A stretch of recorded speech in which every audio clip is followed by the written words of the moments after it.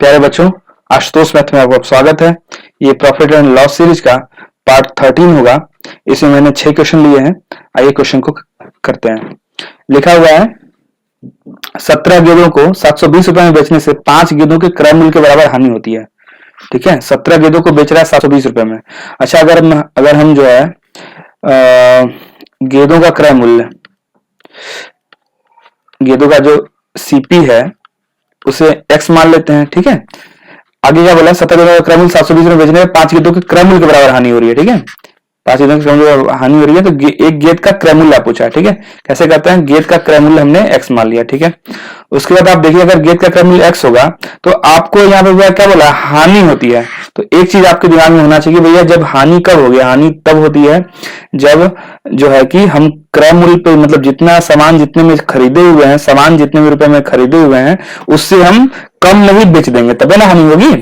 तो इसका मतलब कि अगर एक गेंद का क्रय मूल्य अगर x है, एक गेंद का क्रय मूल्य अगर x है, तो 17 गेंद को हमने कितने में खरीदा होगा, 17 गुणे x में खरीदा होगा या 17x में खरीदा होगा। तो अगर इसमें से हम घटा दें, कितने बेचे हुए हैं, 720 रुपए को हम घटा दें, क्योंकि 17 गेंद को हम बेचे हैं 720 रुपए में। तो जितने में हम खरीदे हुए हैं उसमें से हम जितना में हमने बेचा है उसको हमने घटा दिया। तो घटाने पे आपका क्या आ जाएगा, घटाने पे आपका हानि आ जाएगा। जितने का हानि हुआ रहेगा, हानि में क्या होता है, हानि बराबर होता है आपका क्रय मूल्य माइनस विक्रय मूल्य। ठीक है, याद नहीं करना है, कॉमन सेंस वाली बात है कि भैया हानि कब होगी, हानि होगी जब हम क्रय मूल्य में से विक्रय मूल्य घटा देंगे, मतलब जितने हम खरीद के लेके आए हैं उतने उससे जो है कि जितने हमने बेचा है तो उसको घटा देंगे, तो वो आपकी हानि निकल जाएगी। ठीक है, हानि कब होती है, हानि तभी होगी जब आपने सामान खरीदा है और उसे कम में ही बेच दिया है। ठीक है, तो यहाँ पे क्या बोला है कि 5 गेंदों के क्रय मूल्य के बराबर हानि हो जाती है ना। तो इसमें इसका मतलब अगर हम क्रय मूल्य में से घटाएंगे विक्रय मूल्य को, तो हमें क्या मिलना चाहिए, हानि मिलना चाहिए। तो 5 गेंदों के क्रय मूल्य के बराबर, तो गेंद का क्रय मूल्य कितना हमने माना है, x माना है, तो 5 गेंद का क्रय मूल्य कितना हो जाएगा, 5x। इसको सॉल्व कर लीजिए। इसको जो है 5x को लेफ्ट हैंड साइड लेके आएंगे तो आपका घट जाएगा, 12x हो जाएगा, और 720 जो है राइट हैंड साइड जाएगा। 12×6=72। बस क्विकली 2-4 सेकंड का सवाल है, मैक्सिमम 10-15 सेकंड आप जो है कि तुरंत कर सकते हैं। ठीक है, चलिए, तो आपका कौन सा ऑप्शन सही हो जाएगा, ये ऑप्शन नंबर 3 60 पे ये सही हो जाएगा। सीजीएल के प्री में 2004 में पूछा गया है। चलिए नेक्स्ट क्वेश्चन पे चलते हैं। लिखा हुआ है 100 पेंसिल बेचने पर दुकानदार को 20 पेंसिलों के विक्रय मूल्य के बराबर हानि होती है। ठीक है, चलिए इस क्वेश्चन को पहले मैं थोड़ा समझा के बता देता हूं, उसके बाद मैं थोड़ा क्विक बताऊंगा कि आप जो है क्वेश्चन देखेंगे तुरंत करना सीख जाएंगे। बस क्वेश्चन देखेंगे तुरंत जो है इसका आंसर निकालेंगे। ठीक है, चलिए पहले समझ लीजिए क्या लिखा है। 100 पेंसिल बेचने पर और बोल रहा है कि 20 पेंसिलों के विक्रय मूल्य के बराबर लाभ होता है ना। तो 100 पेंसिल है, उसकी क्वांटिटी जो है 100 पेंसिल है। ठीक है, और हमने ये मान लिया कि इसका अगर 100 पेंसिल जो है कितने में खरीद रहा है, कि 100 पेंसिल बेच रहा है वो 100 रुपए में। ठीक है, इसका जो है एसपी 100 पेंसिल है और 100 पेंसिल को बेचा है 100 रुपए में। तो अब बोल रहा है कि 20 पेंसिलों के विक्रय मूल्य के बराबर लाभ होता है। अब सोचिए कि अगर 20 पेंसिल बेचने पे 100 पेंसिल बेचने पे 20 पेंसिल के विक्रय मूल्य के बराबर अगर लाभ होगा, तो 20 पेंसिल का विक्रय मूल्य कितना हो जाएगा, 20 पेंसिल का विक्रय मूल्य हो गया आपका 20 रुपए।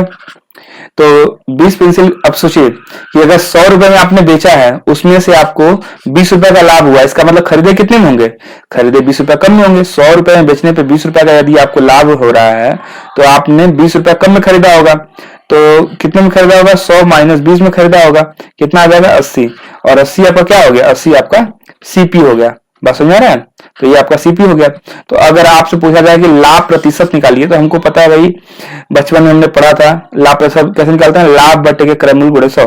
तो लाभ कितने रुपए का हो रहा है, लाभ आपका हो रहा है 20 रुपए का। लाभ जो है आपको हो रहा है ये 20 रुपए का, 20 रुपए का लाभ हो रहा है। तो लाभ बटे क्रय मूल्य आपने निकाल लिया, 80 गुणे 100। तो आपको यहाँ पे कट करने पे आपको ये पता चल जाएगा कि आपका आ रहा है आंसर कितना, 25%। ठीक है, 100 में जो है 4 से भाग देंगे, आ जाएगा आपका 25%। तो लाभ प्रतिशत कितना हो गया, 25%। तो इसको देखिए, मैंने आपको शुरू में बोला था कि इसको मैं आपका क्विक मेथड बताऊंगा कि आप क्वेश्चन देखें तुरंत हल करें। देखिए, जब 100 पेंसिल बेचने पे 20 पेंसिल के विक्रय मूल्य के बराबर हानि हो रहा है, लाभ हो रहा है ना। तो जब इस तरह से आएगा कि कुछ पेंसिल बेचने पे बोलेगा और विक्रय मूल्य के बराबर लाभ बोलेगा ना, ध्यान दीजिएगा लाभ बोलेगा, तो आप क्या करेंगे, हमेशा सीपी निकालने के लिए आप क्या करेंगे, घटाएंगे। तो लाभ अगर 20 पेंसिल का विक्रय मूल्य बराबर होगा, 20 ऊपर रखेंगे, ठीक है। और उसके बाद क्या कर रहा है कि 20 पेंसिल विक्रय मूल्य बराबर लाभ रहा है, लाभ आपका हो गया। और क्रय मूल्य मैंने क्या बोला, क्रय मूल्य निकालने के आप क्या करेंगे, विक्रय मूल्य अगर दिया हुआ है 100 पेंसिल बेचने के लिए बोल रहा है, और 20 पेंसिल के विक्रय मूल्य, दोनों तरफ विक्रय मूल्य, ये भी आपका विक्रय बेचने के लिए बोल रहा है तो विक्रय मूल्य, और ये भी विक्रय मूल्य की भी बात कर रहा है, मतलब विक्रय मूल्य का विक्रय मूल्य में ही बता रहा है।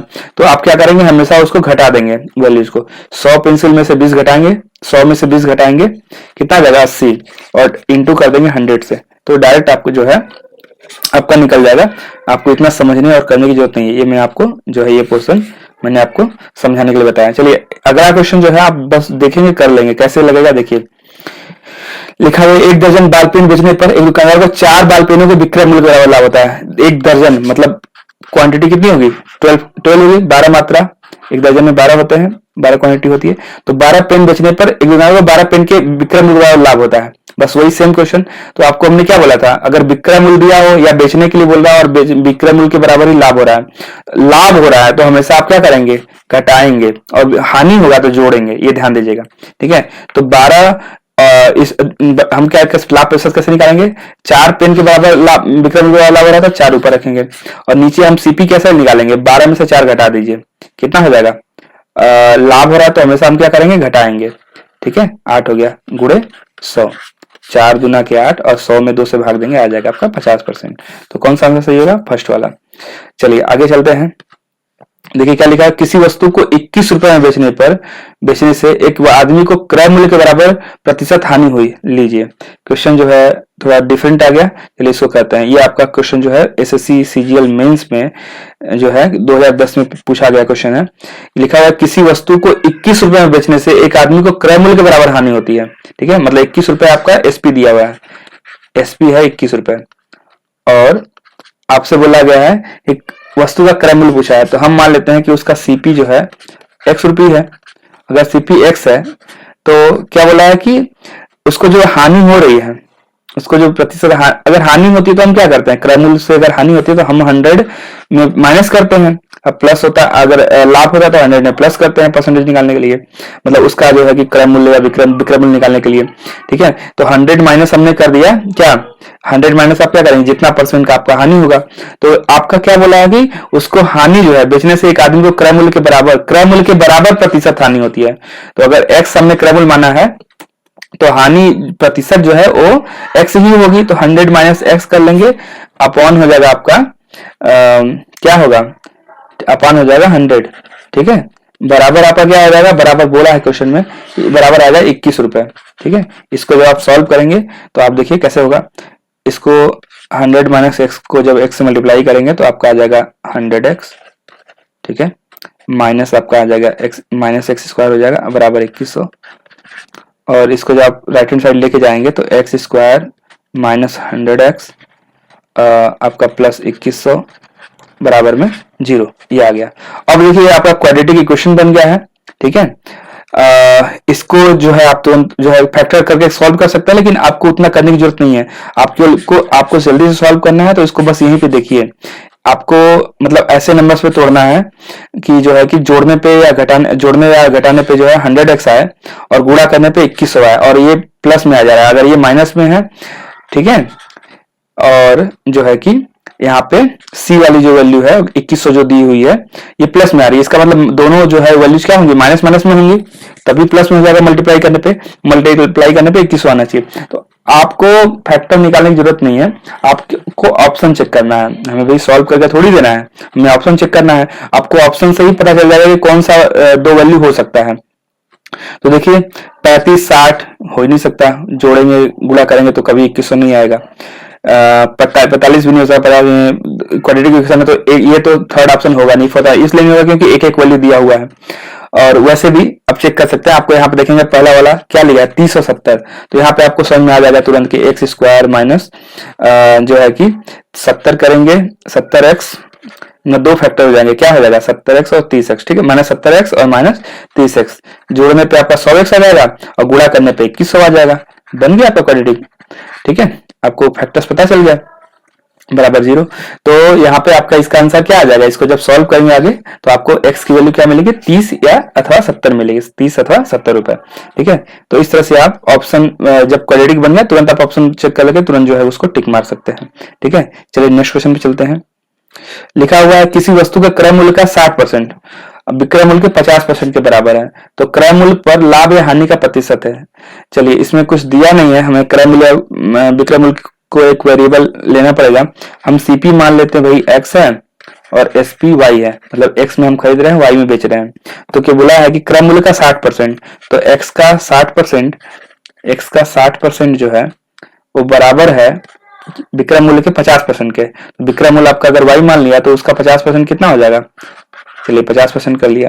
तो जो है बोला तो क्रय मूल्य पर लाभ या हानि का प्रतिशत। चलिए इसको कैसे सॉल्व करेंगे, ये परसेंट से परसेंट तो इधर कट जाएगा, ठीक है, बटे 100 करेंगे तो कट ही जाना है, 0 से 0 आप कट कर दीजिए।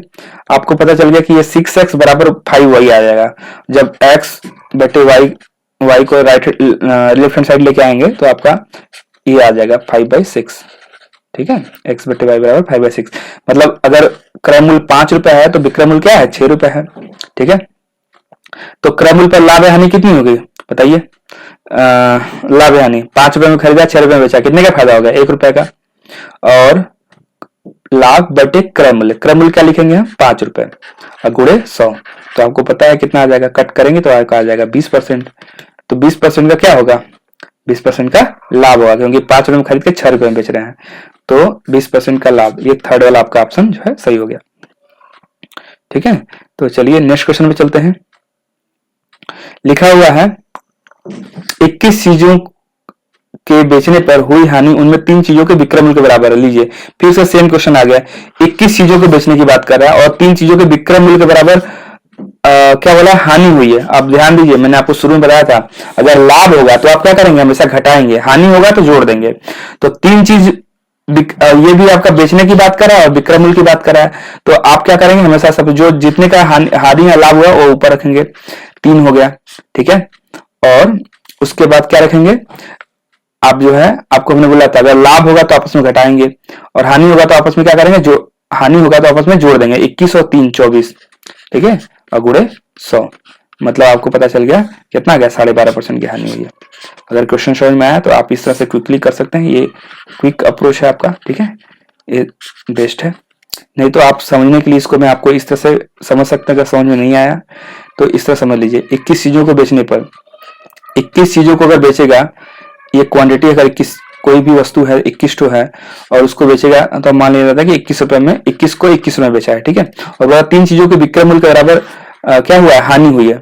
तो 3 चीजों को भी उसने, मतलब 3 क्वांटिटी जो है उसने 3 रुपए में 3 रुपए का ही विक्रय मूल्य उसका भी होगा, और 21 रुपए में खरीदा है, अरे सॉरी 21 रुपए में बेचा है और बेचने पे 3 रुपए का, अब ये समझिए कि 21 रुपए में बेचा है और बेचने पे 3 रुपए का क्या हुआ, हानि हुआ है। तो सीधी सी बात है कि भैया 24 रुपए में खरीदा होगा।